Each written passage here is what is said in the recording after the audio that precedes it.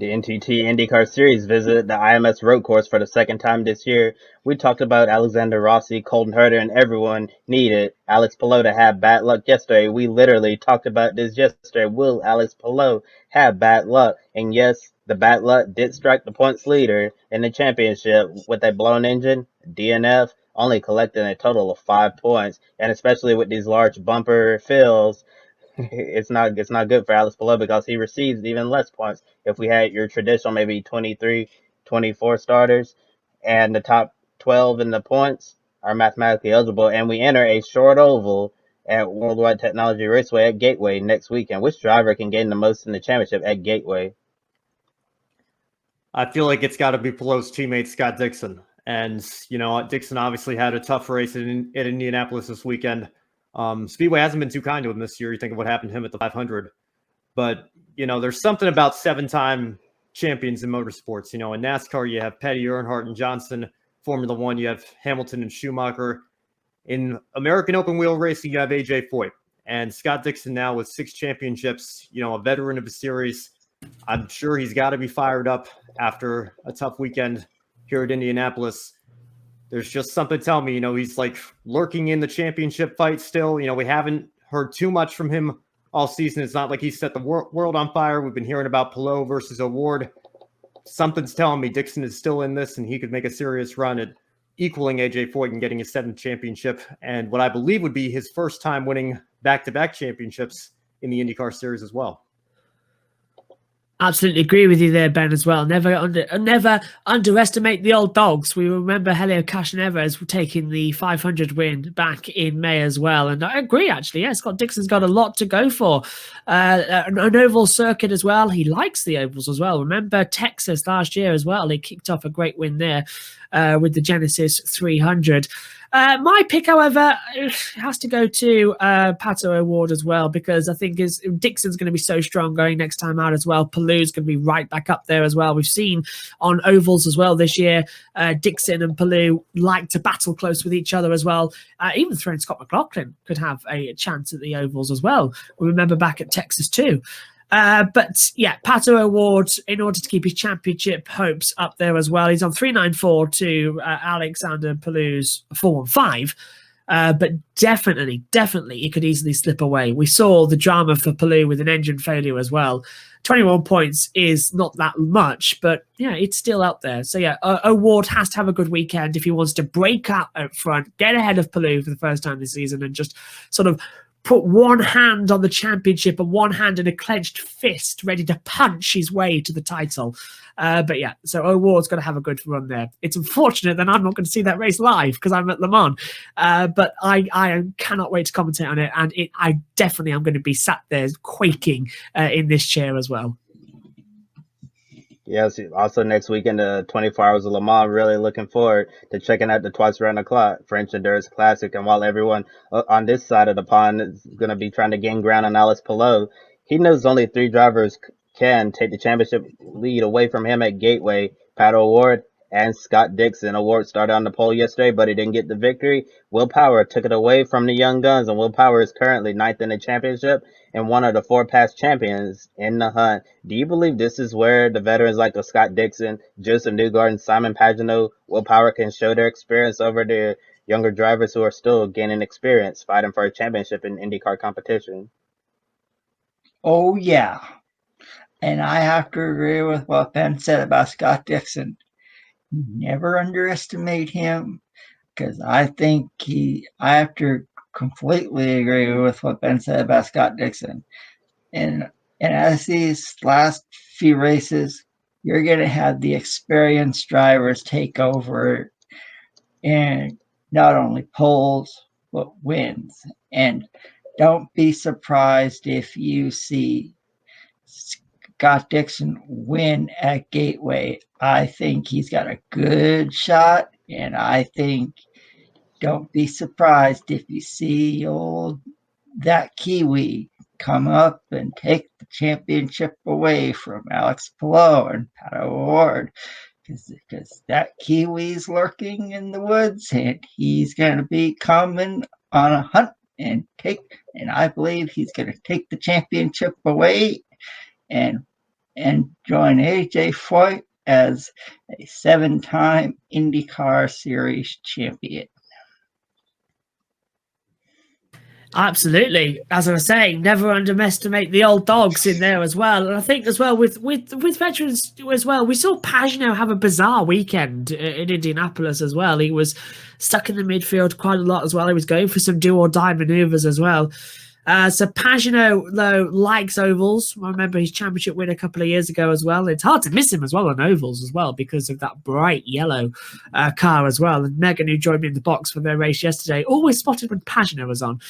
My pick, though, as well, Will Power very much was my driver coming into the race yesterday. And I was so happy as well because it got me points on the grid rankings board as well, double points as well, moving to the top 10. But yeah, with Will Power taking the win yesterday, it just proves that you can be competitive going as you get older. Dixon going for his 7th title as well. Good one, looking quick.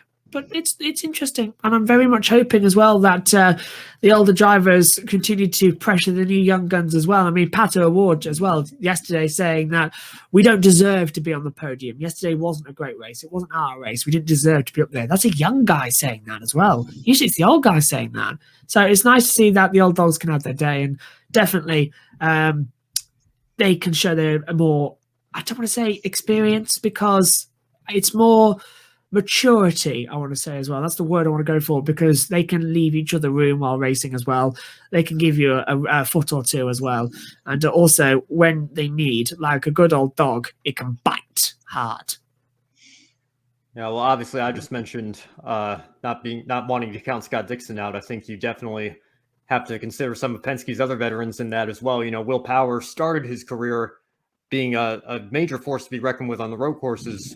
And, you know, if he had any weak spots, it was definitely the ovals. But now we've seen Power evolve into somebody who's won a championship, who's won an Indianapolis 500, who's a threat everywhere the series goes. I think he could very well be a threat at Gateway as well. So I definitely would want people to keep an eye on their veterans, the veterans in the series as we head to Gateway this upcoming weekend. Yes, definitely. You have to pay attention to the veterans, especially Scott Dixon, because it seems like this is setting up to be a Scott Dixon type of championship season where you think he's out of it, and just like I said, comes back to bite. And I certainly think Scott Dixon can be that driver and get that 7th IndyCar championship. We do have a comment from a viewer in the chat room referring to the previous question we asked. Amber says Pato O'Ward is her picks. Thank you for sharing it. And Edward also said Palou's engine blowing serves him right for predicting him to win. Yesterday. Yes, sometimes pick a winner, really hit or miss. I was getting excited about my pick a winner at the end of the IndyCar race yesterday because I thought I picked Roman Grosjean to win. I thought he was going to get it, but came up just a bit short to Will Power, and also my NASCAR pick a winner. I thought Chase Briscoe was going to pull off the upset until that penalty at the end, and I've never picked a Formula E pick a winner correct yet. So I'm gonna have to work extra hard these upcoming weeks to try to gain ground on Joe at the top of our pick a winner standings. And the 4 drivers in the championship hunt with 0 wins and 0 poles this year, we have Graham Rahal sitting in 6th, Simon Pagenaud in 8th, Takuma Sato, who's rumored to be out of his seat at Rahal, Letterman, Lanigan, racing in 2022, sits 11th, and Alexander Rossi is 12th.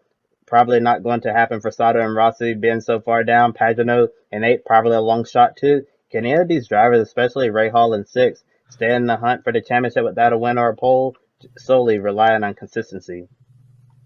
We've seen it happen before in motorsport. Consistency does win you championships. So remember last year, of course, in the MotoGP categories, we had that done with Johan Mir. So it's possible. And realistically, if you're being very realistic, you would only count Graham Rahal as a chance to keep in there without 0 wins and 0 poles. So Pagenaud is going to find it very hard. When was the last time we said that Pagenaud hasn't had a pole or a win in a season? It's a very odd year for him over there at Penske. But yeah, I would say the only one who could stay there in any form of championship would be Graham Rahal. But I'm expecting, with so little races remaining as well, it's, as I said yesterday in the show, it's going to be a 3-way fight. It's going to be Alex Palou, Pato O'Ward, and Scott Dixon, a 3-way fight. If Newgarden keeps up there, that could be quite quick. But no, I don't think we're going to see Ray Hall, Pagano, Sato, and Rossi completely out of there. They're out of it completely. Oh, I have to agree with you, Josh. I believe right now it's a 3-horse race between Alex Palou, Pato O'Ward, and Scott Dixon. Graham Rahal, it's going to be interesting to see what happens at Rahal, Letterman, Lanigan Racing next year. We had Christian Lundgaard compete in the race yesterday. He, that was my pick winner. And could he come over here to run IndyCars next year at Rahal, Letterman, Lanigan Racing?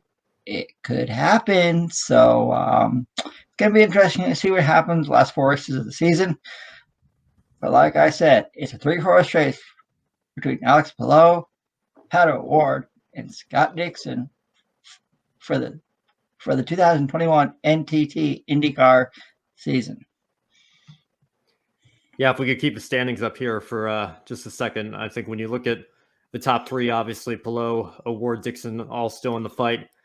Somebody like Newgarden or Ericsson, maybe, if the leaders catch some bad breaks like Palou did this weekend, you could see them finding a path forward to a championship. If the question is, can you do it without going out and scoring pole position or winning a race? For guys like Rahal and Herta, I think it's going to take an absolute miracle. Probably going to have to win every race from here on out and still hope that the championship leaders have some bad luck at the few remaining races we have. Everybody from Pagano on back through Rossi, who's still mathematically eligible, I think that's probably it. I think everybody from Pagano on back is essentially eliminated at this point. It would take, a perfect storm of events to see a path forward for them to win this championship at this point. It's a very odd situation as well, where we're coming to a late stage in this season with only a couple of races to go. Not one of us, throughout any of the broadcasts, it literally just dawned on me, we haven't yet solely picked a championship backup. No, we haven't picked who this driver's going to win the title. We haven't picked Palou, O'Ward, or Dixon. We've said that we can count them out, but we haven't actually locked in anybody. And I think that is a testament to how close this season could actually still be. Yes, I totally agree with you, Josh. It's been a really close season in IndyCar racing, and looking at the standings again, in my opinion, the top 5 and up.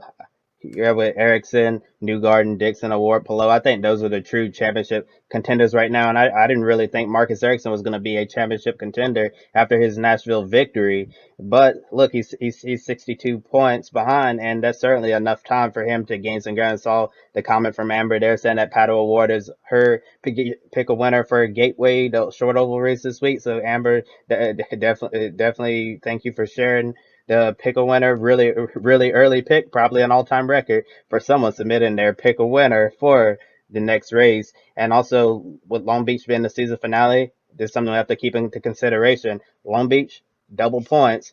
So that's why I think Ericsson, 62 points behind, could certainly have a shot at winning the championship if he doesn't lose any significant amount of points heading into the season finale. And we all remember what a calm Colton Herta said at Barber Motorsports Park after he got out of the car following the lap 1 crash.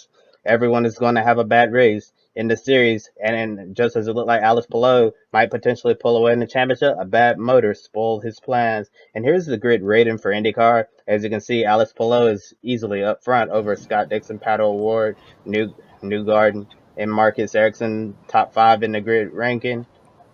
Gateway, Portland, Laguna Seca, and I just mentioned Long Beach are the only races remaining. And next, don't be an anonymous investor. Join the stock market social media platform public.com. Invest any amount of money and share with friends and new friends. Discover new opportunities such as new companies and potential business partners, and useful tools for beginners, and share your experience with friends on public.com. Link in the video description gets you $5 for being a Grid Network viewer.